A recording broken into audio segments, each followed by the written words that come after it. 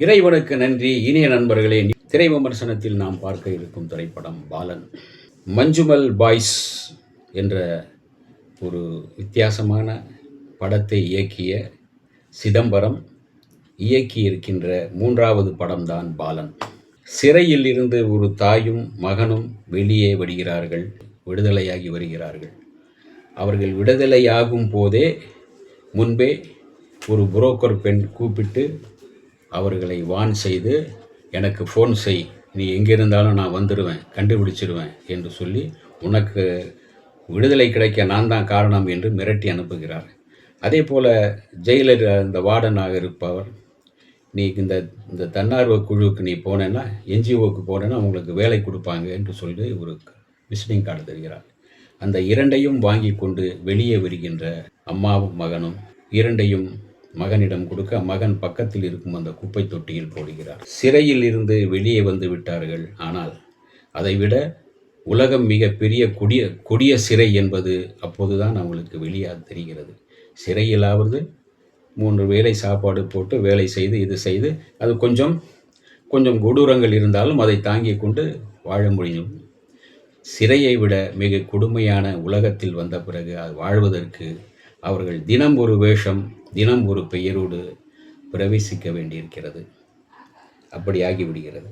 கிடைத்த வேலை பார்த்து கொண்டே பிரச்சனைகளை சந்தித்து வருகிறார். ஒரு ஊரில் இருக்கும்போது மேரியாகவும் இருக்கிறார். அந்த இடத்தில் பிரச்சனை வந்ததும் மாறி வேறு ஒரு ஊருக்கு சென்று புது பெயர் வைத்து கொண்டு அங்கு ஒரு புதிய வாழ்க்கை ஆரம்பித்து அங்கு மறுபடியும் வேலை செய்து கொண்டிருப்பார். அங்கும் ஒரு இடைஞ்சல் வரும்போது அங்கிருந்து வேறு இடத்துக்கு மகன் தாய் வேறொரு பெயரில் கிளம்புவார்கள். மகன் மறுநாள் அன்றைக்கு நைட்டு இரவும் தூங்கும்போது, அம்மா நாளைக்கு எனக்கு என்ன பெயர், எனக்கு என்ன கேரக்டர் என்று கேட்பது நம்மையும் அறியாமல் அவருடைய அப்பாவித்தனத்தை அல்ல, வேஷத்தோடு தன்னை அந்த உலக இயலோடு தன்னை ஐக்கியப்படுத்தி கொண்ட அந்த மகனின் நிலையை தான் உணர முடிகிறது. கடைசியாக ஒரு விதவை தாய், அதாவது இவருக்கு ரேஷன் கார்டோ எதுவும் கிடையாது, ஒரு கேர் ஆஃப் பிளாட்ஃபார்ம் மாதிரி ஜெயிலிலிருந்து வந்தவர்கள். இவரிடம் வேறு எந்த ஆதாரங்களும் இல்லை.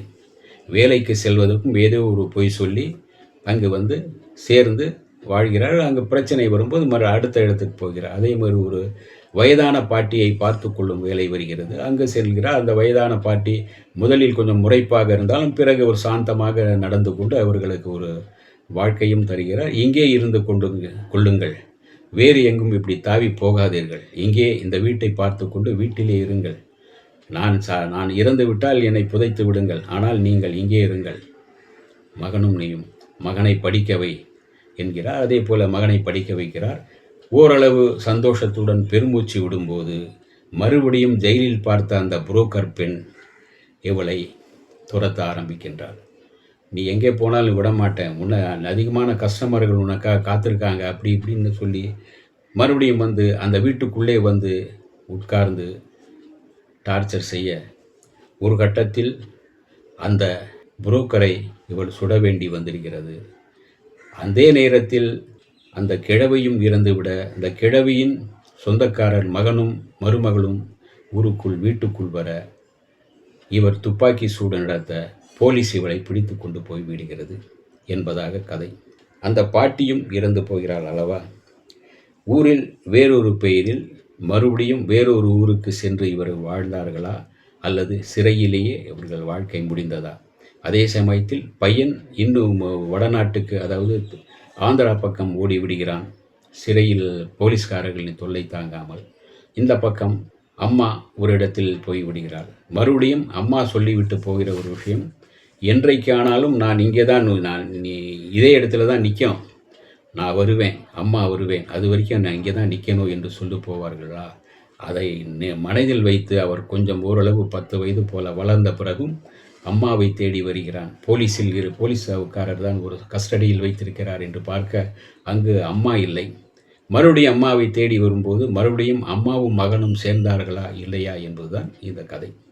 மிக அழகாக இந்த கதையை ஜித்து மாதவன் எழுதியிருக்கின்றார்.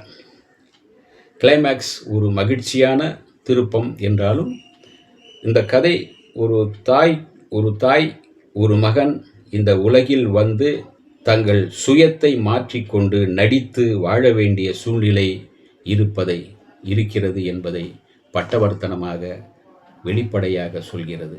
இதுதான் இந்த கதை. மிக அழகான கதை. மிக அழகாக அதை சொல்லியிருக்கின்றார். சில நேரங்கள் கொஞ்சம் ரொம்ப லென்த்தியாக தெரிவது போல் இருக்கிறது. ஒவ்வொரு காட்சியிலும் அவர்கள் பெயர் மாற்றும் போதும் அந்த பெயரில் இருந்து வேறொரு பெயருக்கு வந்து விடுவதும் அங்கு வேலை பார்ப்பதும் என்று காட்சிகள் மாறிக்கொண்டு அம்மா மகன் அவ்வளோதான். அந்த அம்மாவாக நடித்திருப்பவர் பர்சானா, மகன் ஆதிசேஷன். அவரும் வந்து அம்மாவுக்கு சளைக்காமல் நடிப்பில் தன்னுடைய முத்திரையை பதித்திருக்கின்றார். பாலன் கவனிக்க வேண்டிய படம். இந்த வீடியோ உங்களுக்கு பிடிச்சிருந்தா லைக் பண்ணுங்கள், ஷேர் பண்ணுங்கள், கமெண்ட் பண்ணுங்கள், சப்ஸ்கிரைப் பண்ணுங்கள், மறக்காமல் பெல் ஐக்கானை கிளிக் பண்ணுங்கள்.